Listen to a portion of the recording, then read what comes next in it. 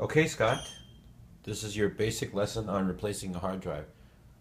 Almost all laptops are like this. You basically have to flip it over on its bottom. There's a couple of panels. This is where the hard drive is, and you could probably use a set of tools like this from Walmart for $5.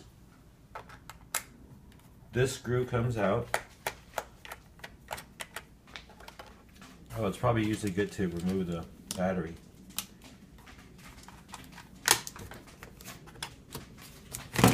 See if we get any short circuits.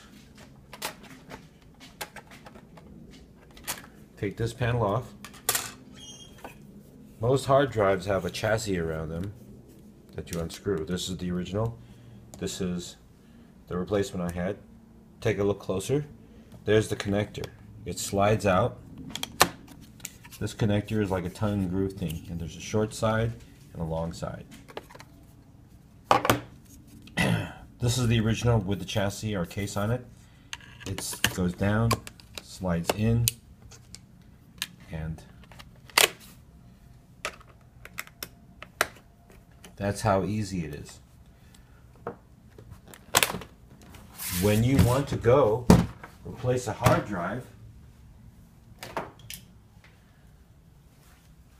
you take the cable I sent you, alright, you plug the short end into the short side and the long end into the long side,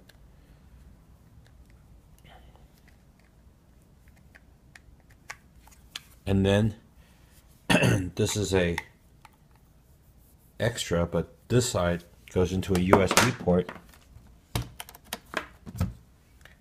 and when you have the computer, the computer has to be on.